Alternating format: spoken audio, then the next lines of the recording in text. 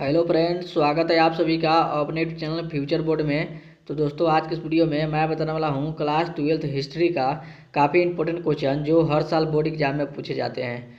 तो इस वीडियो को शुरू से अंत तक देखिएगा। इस वीडियो को कहीं से स्किप मत कीजिएगा और इस चैनल पर नया चैनल को सब्सक्राइब कीजिएगा और वीडियो को लाइक जरूर कीजिएगा। तो चलिए स्टार्ट करते हैं आज का वीडियो। तो दोस्तों, यहाँ पर आपका पहला नंबर प्रश्न है, रैयतवारी बंदोबस्त कहाँ लागू किया गया। आपका क्वेश्चन है, रैयतवारी बंदोबस्त कहाँ लागू किया गया। तो याद रखिएगा, बंगाल में लागू किया गया। कहाँ पे लागू किया गया था? तो बंगाल में लागू किया गया था। यहाँ पे आपका बी ऑप्शन राइट आंसर होगा। कौन सा ऑप्शन सही होगा? तो बी ऑप्शन राइट आंसर होगा। चलिए अगले नंबर प्रश्न को चलते हैं। तो दोस्तों, यहाँ पे आपका अगला नंबर प्रश्न है, मुंडा विद्रोह का नेता था, तो बताइए कौन था। आपका क्वेश्चन है, मुंडा विद्रोह का नेता था, तो याद रखिएगा कौन था। तो यहाँ पे आपका बिरसा मुंडा था। क्या था? तो बिरसा मुंडा। यहाँ पे आपका ई ऑप्शन राइट आंसर होगा। कौन सा ऑप्शन सही होगा? तो ई ऑप्शन राइट आंसर होगा। चलिए अगले नंबर प्रश्न को चलते हैं। तो दोस्तों, यहाँ पे आपका अगला नंबर प्रश्न है, सर्वे ऑफ इंडिया का गठन किया गया था।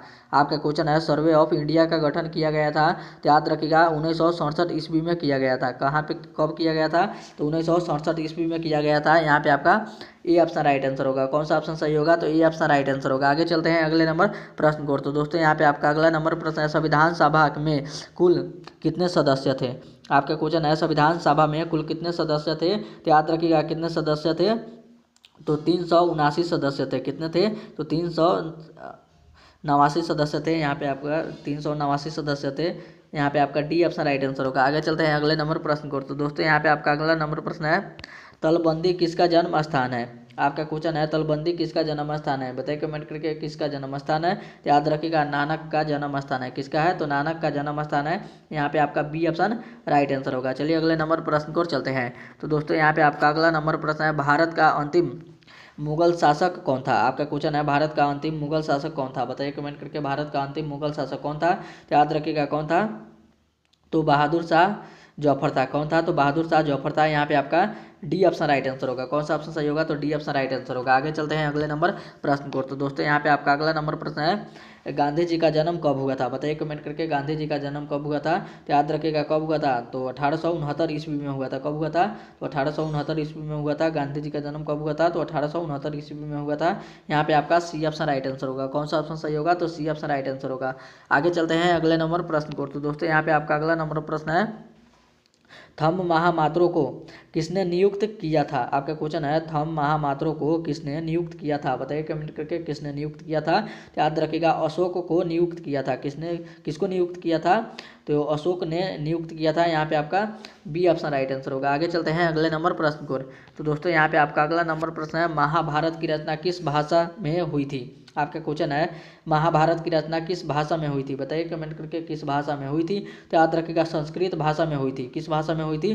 तो संस्कृत भाषा में हुई थी। यहाँ पे आपका ए ऑप्शन राइट आंसर होगा। कौन सा ऑप्शन सही होगा? तो ए ऑप्शन राइट आंसर होगा। आगे चलते हैं अगले नंबर प्रश्न को। तो दोस्तों, यहाँ पे आपका अगला नंबर प्रश्न है, महात्मा बुद्ध को ज्ञान की प्राप्ति कहाँ हुई थी। आपका क्वेश्चन है, महात्मा बुद्ध को ज्ञान की प्राप्ति कहाँ पे हुई थी। बताइए कमेंट करके कहाँ पे हुई थी। तो याद रखिएगा बोध गया में हुई थी। कहाँ पे हुई थी? तो बोध गया में हुई थी। यहाँ पे आपका सी ऑप्शन राइट आंसर होगा। कौन सा ऑप्शन सही होगा? तो सी ऑप्शन राइट आंसर होगा। चलिए अगले नंबर प्रश्न को चलते हैं।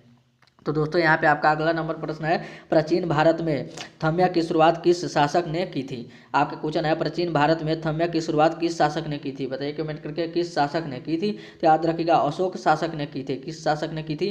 तो अशोक शासक ने की थी। यहाँ पे आपका बी ऑप्शन राइट आंसर होगा। कौन सा ऑप्शन सही होगा? तो बी ऑप्शन राइट आंसर होगा। चलिए अगले नंबर प्रश्न को चलते हैं। तो दोस्तों, यहाँ पे आपका अगला नंबर प्रश्न है, यहाँ पे आपका ख्वाजा मुइनुद्दीन चिश्ती की दरगाह कहाँ है। आपका क्वेश्चन है, ख्वाजा मुइनुद्दीन चिश्ती की दरगाह कहाँ पे है। बताइए कमेंट करके दरगाह इनकी कहाँ पे है। तो याद रखिएगा अजमेर में है। कहाँ पे है? तो अजमेर में है, जो कि यहाँ पे आपका डी ऑप्शन राइट आंसर होगा। आगे चलते हैं अगले नंबर प्रश्न को।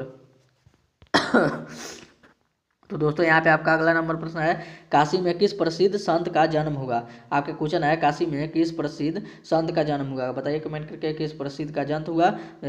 तो याद रखिएगा यहाँ पे आपका कबीर संत का जन्म हुआ था। किसका जन्म हुआ था? तो कबीर संत का जन्म हुआ था, जो कि यहाँ पे आपका बी ऑप्शन राइट आंसर होगा। आगे चलते हैं अगले नंबर प्रश्न को। तो दोस्तों, यहाँ पे आपका अगला नंबर प्रश्न है, बीजक में आपका क्वेश्चन है, बीजक में किसके उपदेश संग्रहित है। आपका क्वेश्चन है बीजक में किसके उपदेश संग्रहित है, बताइए कमेंट करके किसके देश संग्रहित है। तो याद रखिएगा किनके संग्रहित है, तो यहाँ पे आपका कबीर का है। किसका है, तो कबीर का उपदेश संग्रहित है। यहाँ पे आपका ए ऑप्शन राइट आंसर होगा। कौन सा ऑप्शन सही होगा, तो ए ऑप्शन राइट आंसर होगा। आगे चलते हैं अगले नंबर प्रश्न को। तो दोस्तों यहाँ पे आपका अगला नंबर प्रश्न है ह्वेनसांग। आपका क्वेश्चन है ह्वेनसांग किस देश का यात्री था। आपका क्वेश्चन है ह्वेनसांग किस देश का यात्री था, बताइए कमेंट करके किस देश का यात्री था। तो याद रखिएगा चीन देश का यात्री था। किस देश का यात्री था, तो चीन देश का यात्री था। यहाँ पे आपका सी ऑप्शन राइट आंसर होगा। कौन सा ऑप्शन सही होगा, तो सी ऑप्शन राइट आंसर होगा। आगे चलते हैं अगले नंबर प्रश्न को। तो दोस्तों यहाँ पे आपका अगला नंबर प्रश्न है सात द्वीपों का नगर किसे कहा जाता है। आपका क्वेश्चन है सात द्वीपों का नगर किसे कहा जाता है। तो याद रखिएगा किसे कहा जाता है, तो बम्बई को कहा जाता है। किसे कहा जाता है, तो बम्बई को कहा जाता है। यहाँ पे आपका ए ऑप्शन राइट आंसर होगा। कौन सा ऑप्शन सही होगा, तो ए ऑप्शन राइट आंसर होगा। आगे चलते हैं अगले नंबर प्रश्न को। तो दोस्तों यहाँ पे आपका अगला नंबर प्रश्न है अखिल भारतीय स्तर पर पहली जनगणना कब हुई थी। आपका क्वेश्चन है अखिल भारतीय स्तर पर पहली जनगणना कब हुई थी, बताइए कमेंट करके कब हुई थी। तो याद रखिएगा 1872 ईस्वी में हुई थी। कब हुई थी, तो 1872 ईस्वी में हुई थी। यहाँ पे आपका बी ऑप्शन राइट आंसर होगा। चलिए अगले नंबर प्रश्न को चलते हैं। तो दोस्तों यहाँ पे आपका अगला नंबर प्रश्न है करो या मरो का नारा किसने दिया था, बताइए कमेंट करके करो या मरो का नारा किसने दिया था। तो याद रखिएगा गांधी जी ने दिया था। किसने दिया था, तो गांधी जी ने दिया था। यहाँ पे आपका ए ऑप्शन राइट आंसर होगा।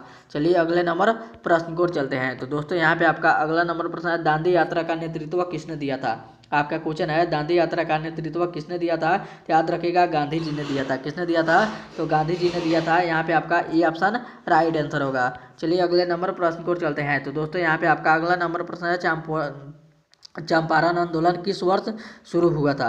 आपका क्वेश्चन है चंपारण आंदोलन किस वर्ष शुरू हुआ था। तो याद रखिएगा 1917 ईस्वी में शुरू हुआ था। कब हुआ था, तो 1917 ईस्वी में हुआ था।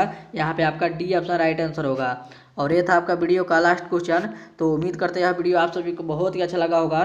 तो इस वीडियो में जाते जाते इस वीडियो को जरूर एक लाइक कर दीजिएगा और चैनल पर नए तो चैनल को जरूर सब्सक्राइब कीजिएगा। तब तक मिलते हैं अगले वीडियो में, तब तक bye bye, thank you for watching. मिलते हैं अगले वीडियो में।